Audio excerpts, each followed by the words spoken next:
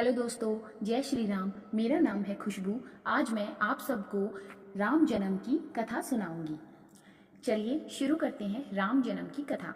अगर आप मेरे चैनल पर नए हैं तो प्लीज़ चैनल को सब्सक्राइब करें, कथा को अंत तक सुने और वीडियो अच्छी लगे तो एक लाइक करके मुझे सपोर्ट करें।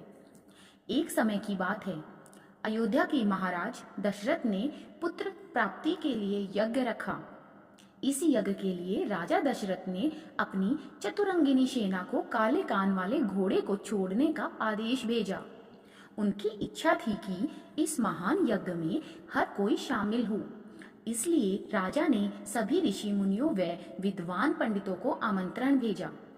निर्धारित दिन पर महाराज दशरथ अपने मित्र गुरु वशिष्ठ, त्रंग ऋषि व अन्य विद्वानों के साथ यज्ञ मंडप में पहुंचे।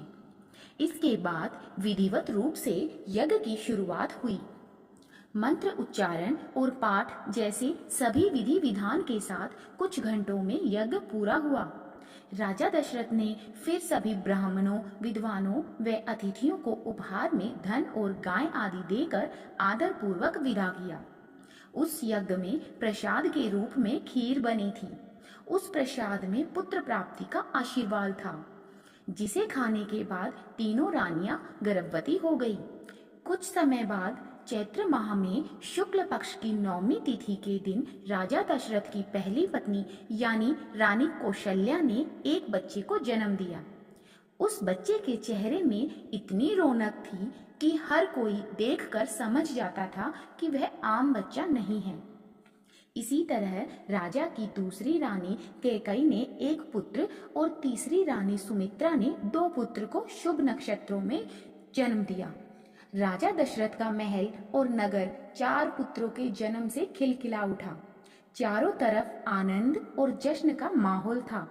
पूरी प्रजा खुशी से गा व झूम रही थी। इस खुशी को देखकर देवता भी फूलों की वर्षा करने लगे। इस जश्न में शामिल होने के लिए कई ब्राह्मण भी पहुंचे और राजा दशरथ के बेटों को आशीर्वाद दिया। खुशी से झूम रहे राजा दशरथ ने ब्राह्मणों को खूब दान दिया। फिर अपनी खुशी जाहिर करने के लिए उन्होंने प्रजा व दरबारियों में भी धन, रत्न और आभूषण बंटवाए। समय आने पर सबकी मौजूदगी में चारों बालकों का नामकरण भी किया गया। महर्षि वशिष्ठ ने उनका नाम रामचंद्र, भरत, लक्ष्मण और शत्रुघ्न रखा। वक्त बीतता गया और धीरे धीरे ये चारों बालक बड़े हुए। इन चारों में राम अपने तेजस्वी गुणों के कारण प्रजा को अधिक प्रिय लगने लगे। अपनी प्रतिभा के चलते वो कम उम्र में ही सभी विषयों में महारत हासिल कर चुके थे। राम में सभी गुण थे, चाहे शस्त्र चलाने की बात हो या हाथी व घोड़े की सवारी, हर चीज में वो अव्वल थे। साथ ही वो माता पिता व गुरुओं का भी खूब सम्मान करते थे।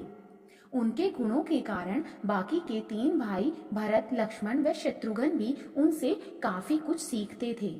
जब भी महाराज अपने चारों पुत्रों को एक साथ देखते, उनका मन आनंद से भर उठता था।